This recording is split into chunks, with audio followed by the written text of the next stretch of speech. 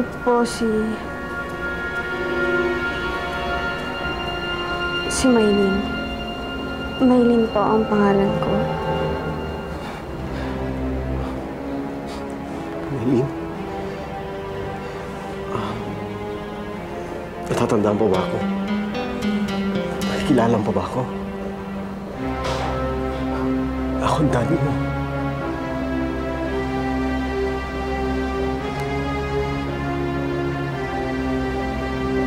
Dad?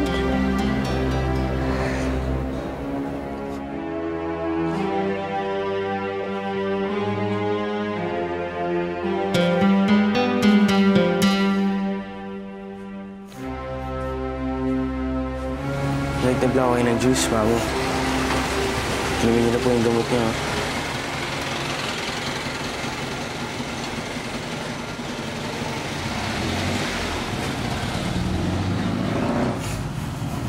Umiiyak na naman po kayo, Mamo, eh. Sumawa yan sa kalusugan niyo, eh.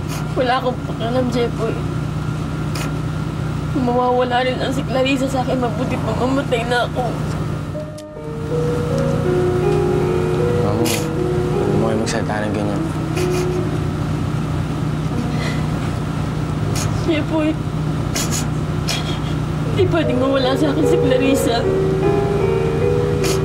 Magmula nung napulot ko siya, parang kinuri ko na siya talagang tunay kong anak. Alam mo dati, lagi niyang kinukwento sa akin ng nanay niya at kapatid niyang si Maylin. Sama-sama ng loob niya sa kapatid niya sa nanay niya dahil pinabayaan daw siya. Kaya usapan namin dalawa ni Clarissa. Walang iwanan. Ngayon parang iniiwan na niya ako eh. Mamo, kilala ko si Clarissa.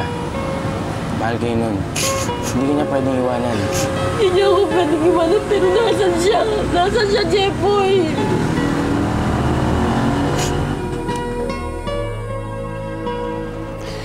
Hindi pa rin ako makapaniwala na magkikita tayo muli. Matagal kitang pinahanap. Marami akong private investigators na humahanap sa'yo. Pero, hindi pa rin ako nawalan ng pag-asa na alam ko someday magkakasama tayo ulit. I'm really glad binigay ko sa'yo ito. Mabuti naman, tinago mo. Hindi mo pinamigay. Pinag-ingatan ko munang mabuti yan eh.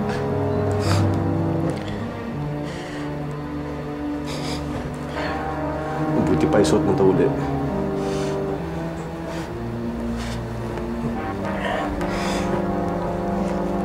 Kamusta na nga palang nanay mo? Si Lilian.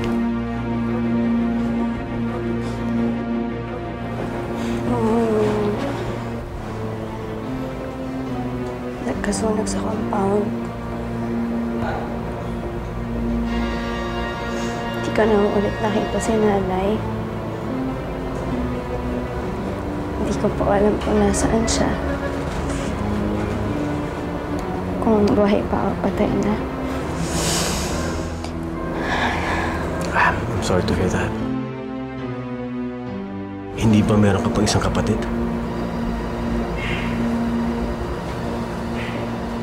Nasaan na siya? Patay na po siya. I see.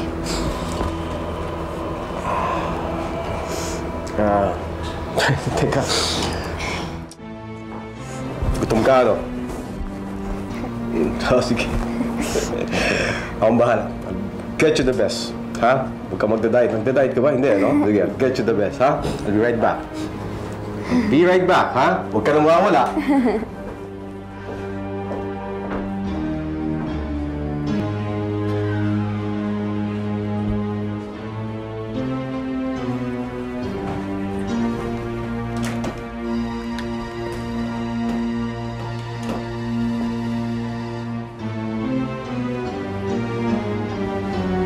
Mama mo?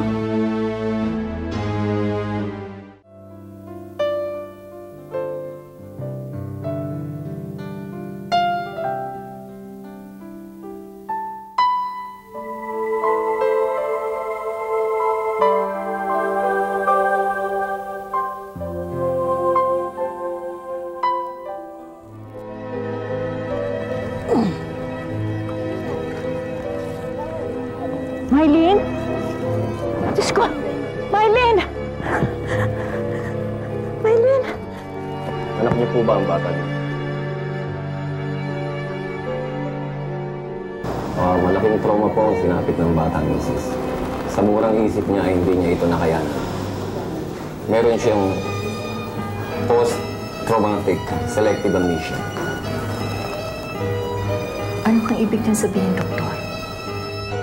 Dahil sa tindi po ng trauma ang sinapit ng bata, Mrs., nagsarado ang kanyang utak bilang defense mechanism. At meron po siya mga bagay na hindi natatandaan. May mga kaso po na pati ang pangalan niya ay hindi niya maalala.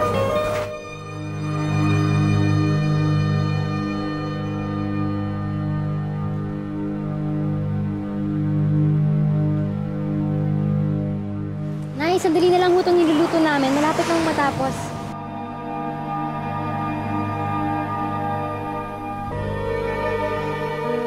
Pero Miding, mali talaga yung gagawin mo eh. Paano mali? Wala na ang nanay ng batang yon. Pinagtanong ko na. Walang makapagsabi kung nasaan. Ang tatay patay na. Kaya makakabuti kung ako na ang aampun sa kanya. Ako, ewan ko, mali talaga. Ito ang tama. Mula ngayon, ako na ang magiging nanay niya. Kapalit na siya ng aking namatay na anak. Mula ngayon, hindi na Mylene ang pangalan niya, kundi Catherine Morales. Tulad ng pangalan ng dati kong anak.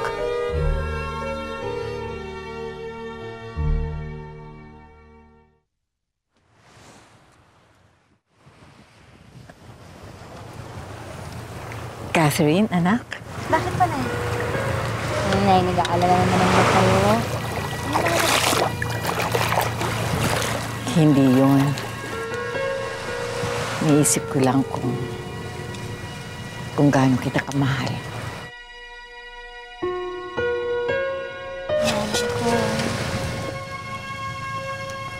Tita, mahal na mahal ko rin po kayo. Mapasok kayo. Sige na, malapit na matapos to. Katulungan na kita. Ako na, matay mo lang. Oh, aalis ka na?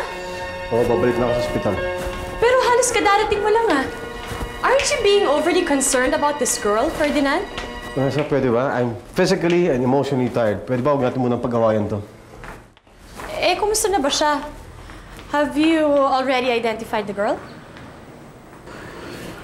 Hindi pa. Sige, I have to go.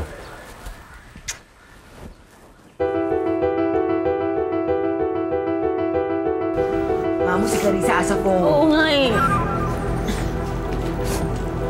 Hello, anak?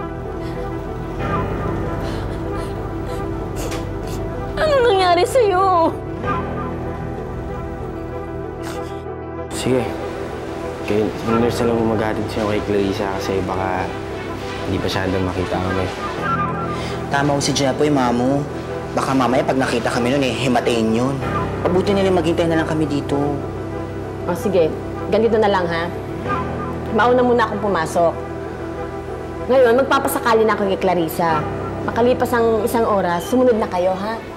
Eh, alam ko naman na gusto niyo makita si Clarissa eh. Sige. Ha? Kayo na ba sa kanya?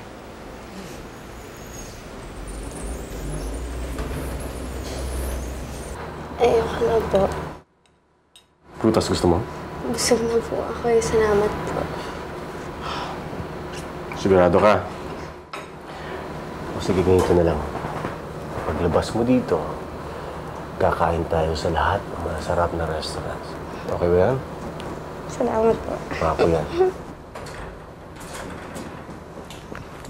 Mamo? Anak, ano ba nangyari sa'yo? Mamo, salamat na dalaw ka. Miss na miss ko na po kayo. Paano ka na ba? Mamo, siya po si Mr. Fuentebella. Ay, gusto ko. Oo. Mukhang marami pa yata aking pag-uusapan. Anyway, kung kailangan mo ako, Mylene, I'll just be waiting outside, ha? Nice meeting you.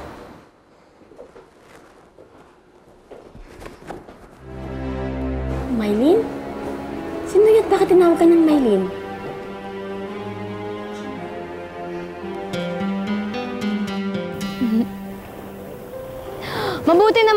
Nagugutom ka na, no? Akala ko tuloy may sirena ka nang nakilala at sumama ka na sa kanya sa ilalim ng dagat. Hoy, kahit ilang sirena pa makita ko sa dagat na yan, hindi ko pa rin pagkakapalit. Ang isang diwatang tulad mo. Alam mo ikaw, baby, wala ka nang ginawa kundi bulahin ako ng bulahin. Eh, ang corny-corny mo naman. Ngayon dito, wala sa kanya ko. Kating, masaya ka ba talaga? Hindi ka ba nagsisisi at sumama ka sa akin? Charles naman, bakit naman ako magsisisi? Mula nung magkakilala tayo, wala na akong ibang pinangarap kundi makasama ka. I'm glad ginawa natin to. Napapagod na rin kasi akong tago tayo ng tago kay Mami. Kaya ngayon, malaya na nating mapapakita kung gaano natin kamahal ang isa't isa. At ngayon, Charles? malaya ko nang masabi sa buong mundo na mahal kita! Ano ka ba? Huwag ka maingay! Huwag ka maingay! Kaya makakita sa atin dito.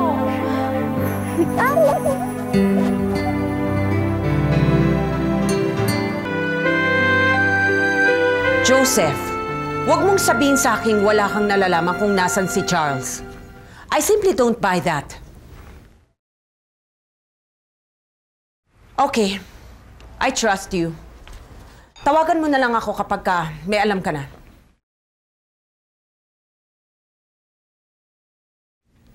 Ano sabi? Wala raw siyang nalalaman. Tinawagan ko ng lahat. Pero it seems na lahat sila walang nalalaman kung nasan si Charles. Beatrice, will you please calm down? Calm down? How can I calm down? Nawawala ang anak ko! Alam mo, ang tingin ko dyan parang gustong magtago muna ng ating anak. He probably needs to sort out some things. Don't worry! Babalik din yan dito. Eh, paano kung hindi na siya bumalik? Hindi mo ba naiintindihan? Tony, hindi ko makakayanan na wala ang anak ko! Okay, okay. Anong plano mo ngayon? Hahalughugin ko ang buong Pilipinas kung kinakailangan ko. Makita ko lang ang kaisa-isa kong anak. Sinabi ko naman po sa inyo, wala ho akong alam tungkol kay Maylin at sa nanay niyang si Lilian. Aling Helen, matagal na ho ako sa trabaho kong ito. At alam ko kung may tinatago sa akin ng isang tao. Nung una ko kayong tinanong, nararamdaman ko na may nalalaman kayo tungkol kay Maylin. Sino ba talaga ang nagpapahanap kay Maylin? Sino ba talaga ang kliyente niyo? Hindi ko pa pwedeng sabihin sa inyo kung sino ang kliyente ko. Pero sinisiguro ko sa inyo na isa siyang mabuting tao. At maganda ang layunin niya kay Maylin. Kaya kung ako sa inyo, kung may nalalaman kayo, may pagtatapat sa akin, isabihin niyo sa akin. At handa naman kung magbigay ng pabuya yung kliyente ko sa mabuting gagawin ninyo. Paano? Magpapaalam na ako. Nasa inyo naman ang numero ko. Kung ano man ang gusto niyo pagtapat sa akin, tawagan lang ninyo ako. Siguro.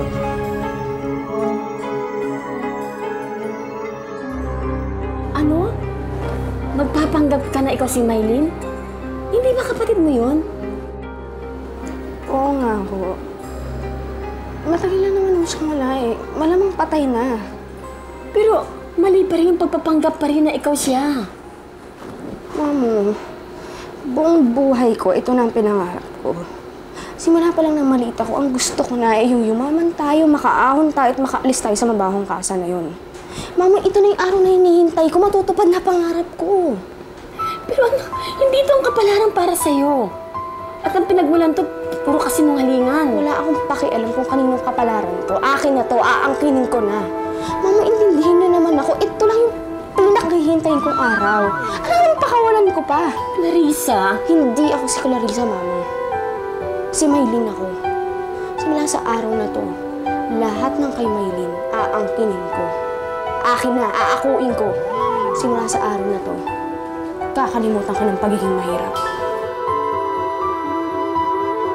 Intindihin niyo naman ako, hindi ko naman ginagawa to para sa akin lang eh.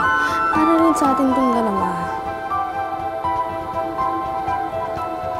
Mama, kung mahal niyo ako, iintindihin niyo ako at itatago niyo ang totoong pagkatao. Salamat po.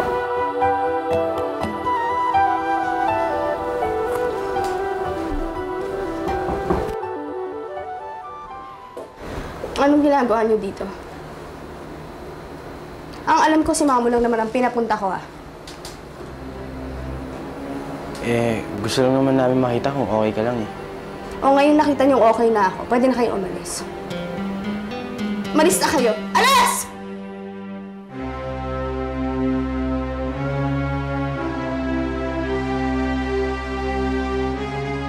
Ay, nako, grabe. Para tayong asong pinagtabuyang kanina, no? Okay nga, at least alam natin na ligtas siya, di ba? Pero nakakasakit na siyang damdamin. Hindi ka ba nasaktan sa ginawa niya? Nasaktan dapat lang naman sa akin dahil sinaktan ko rin siya. O pero hanggang kailan kanya sasaktan, ha? Hanggang kailan niya tayo pahihirapan?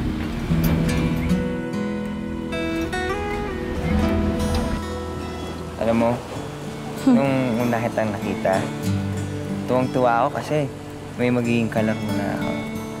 Kaso, lalampa-lampa ka naman. Sama mo. Paano naman po akong hindi magiging lampa-lampa? Alam mo nang takot ako sa bola. Pagkatapos, gusto mo pa akong turuan mag-basketball? Oo. Mga ilang taong kaya nun, tumira ka sa bahay namin. Siguro mga 9 years old, no? Mga ganun. Tsaka, teka nga pala, nung tumira kayo sa bahay, bago kayo tumira sa bahay namin, saan ba kayo nakatira dati? Ewan ko.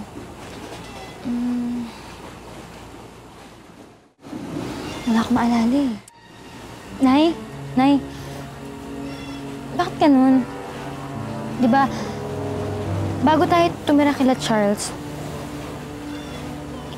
hindi ko maalala, Nay, kung kahit isang alaala, Nay, wala akong maalala kung saan tayo dun. Nay, ba't po ganun? Teka, isipin ko.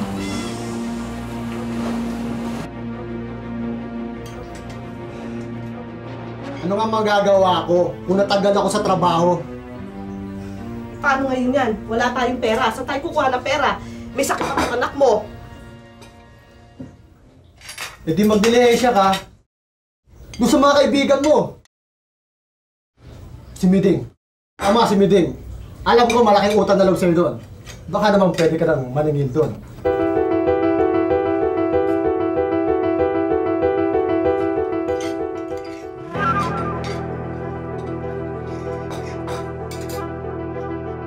Kaya kung ako sa inyo, kung may nalalaman kayo, may pagtatapat sa akin, isabihin niyo sa akin. At handa naman kung magbigay ng pabuya yung kliyente ko sa mabuting gagawin ninyo. Ano hong nalalaman ninyo kay Maylin? Kilala ko po si Maylin. Alam ko po kung nasaan siya ngayon. Napakalaki ng utang na loob ko sa inyo sa pagpapalaki ng anak ko. Hindi naman naging pabigat sa akin yung batang yan eh. At saka mula ho nung nakita ko yan, nakagaanan ko na ng kalooban. Kaya mahal na mahal ko si Clarissa eh. Clarissa?